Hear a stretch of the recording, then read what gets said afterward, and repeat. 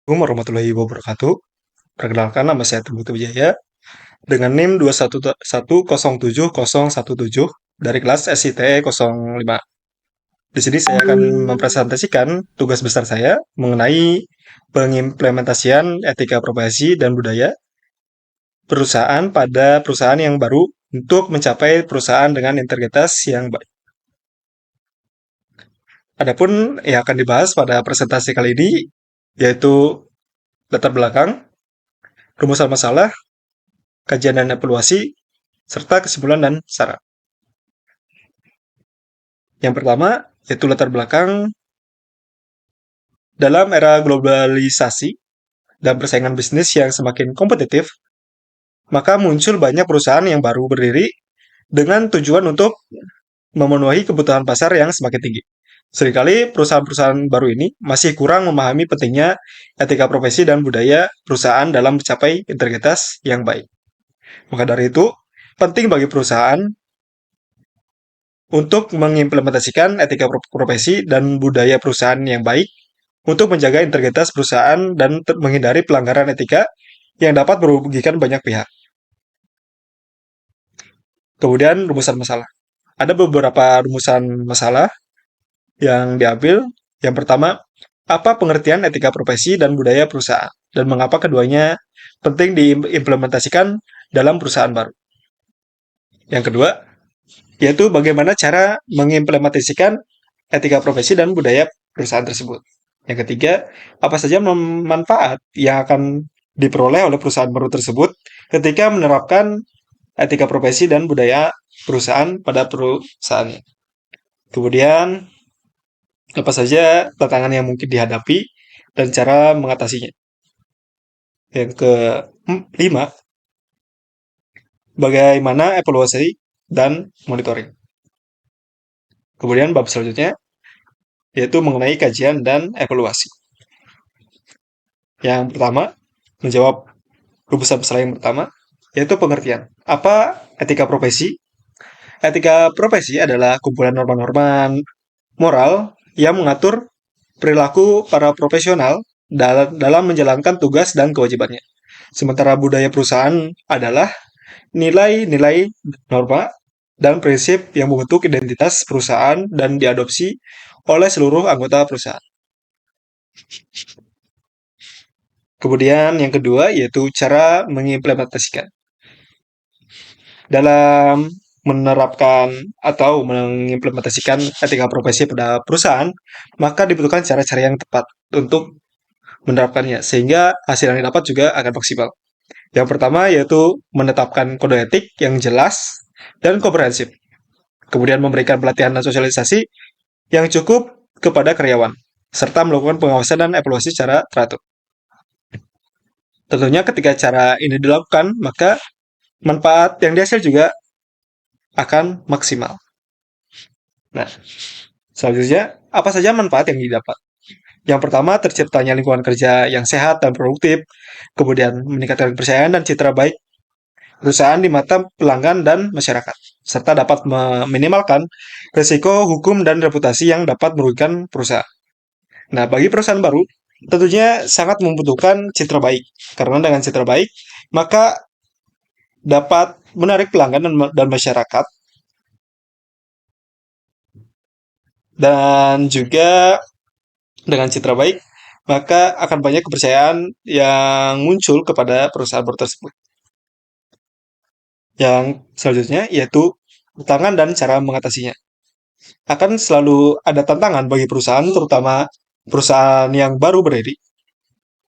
Lalu apa saja tantangannya? Yang pertama itu kurangnya kesadaran dan pengetahuan karyawan tentang etika profesi dan budaya perusahaan. Tentunya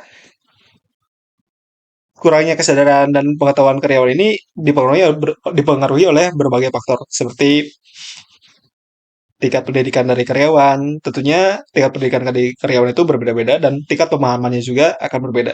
Sehingga ketika kurangnya tingkat pemahaman dari karyawan, maka kesadaran dan pengetahuannya tentang etika profesi dan budaya dari perusahaan maka akan rendah. Kemudian yang selanjutnya yaitu perbedaan budaya yang ada di dalam perusahaan. Nah, perbedaan budaya yang ada dalam perusahaan ini tentunya akan selalu terjadi di setiap perusahaan, apalagi di perusahaan yang baru berdiri. Kemudian, yaitu kesulitan dalam menegakkan aturan dan sanksi yang berlaku. Tentunya dalam menerapkan sanksi yang berlaku pada pelanggar, sanksi menerapkan sanksi pada pelaku pelanggaran etika profesi, tentunya akan mengalami kesulitan bagi setiap perusahaan, apalagi perusahaan yang baru yang tidak tahu yang tidak tahu mengenai atau yang baru tahu tentang hukum-hukum yang ada.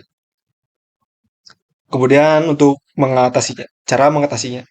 Di setiap tantangan tentu ada cara mengatasinya. Apa saja cara mengatasi tantangan yang akan dihadapi? Yaitu yang pertama, perusahaan dapat melakukan pelatihan dan sosialisasi yang lebih insentif. Ketika perusahaan melakukan pelatihan pada karyawannya, maka mutu dari karyawan tersebut akan semakin tinggi. Lalu ketika dilakukan sosialisasi yang lebih insentif, maka pemahaman akan kesadaran dan pengetahuan tentang etika profesi dan budaya perusahaan juga akan semakin tinggi, sehingga akan mengaruhi kinerja dari karyawan tersebut. Ketika kinerja karyawan baik, maka perusahaan juga akan mengalami peningkatan dalam kinerjanya. Kemudian, yang kedua yaitu menciptakan lingkungan kerja yang inklusif dan mempromosikan kolaborasi maksud saya di antara seluruh karyawan. Ketika lingkungan kerjanya inklusif, maka karyawan juga akan nyaman dan kinerjanya juga akan meningkat. Lalu mempromosikan kolaborasi. Dengan mempromosikan kolaborasi di antara seluruh karyawan, maka hubungan antara karyawan juga akan semakin baik. Yang ketiga atau yang selanjutnya yaitu memberikan sanksi yang tepat dan konsisten bagi pelanggar etika profesi dan budaya perusahaan. Ketika memberikan sanksi yang tepat dan konsisten, maka peluang terjadinya pelanggaran yang sama juga akan berkurang. Kemudian yang terakhir dari kajian dan evaluasi, yaitu evaluasi dan monitoring. Perusahaan baru harus melakukan survei kepuasan karyawan, mengumpulkan feedback dan masukan dari pelanggan dan masyarakat, serta melakukan audit internal secara berkala. Ketika ini dilakukan, maka kita akan mengetahui kinerja dari perusahaan yang dijalankan. Ketika mengetahui kinerjanya bagus atau tidak, maka perusahaan tersebut dapat menentukan langkah selanjutnya atau langkah kedepannya dengan baik. Kemudian yang terakhir itu bab 3, mengenai kesimpulan dan syarat. Kesimpulan yang dapat diambil yaitu, etika profesi sangat bermanfaat.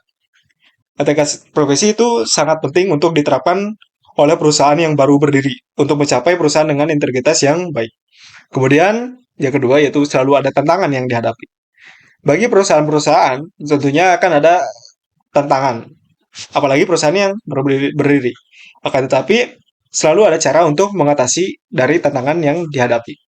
Kemudian yang terakhir yaitu mengenai evaluasi dan monitoring.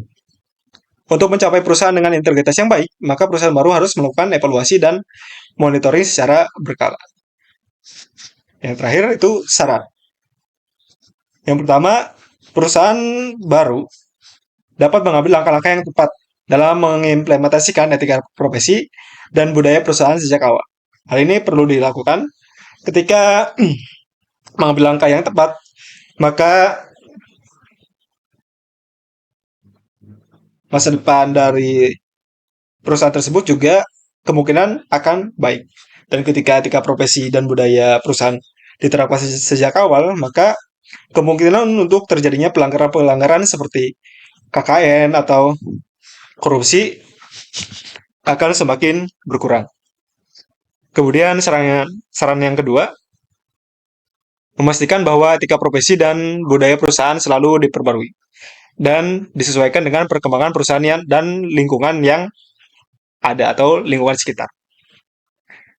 Seperti yang kita ketahui bahwa etika profesi selalu mengalami perkembangan atau mengalami pembaharuan sehingga perusahaan harus selalu memperbarui etika profesi dan budaya perusahaan yang baru sehingga apa yang diterapkan oleh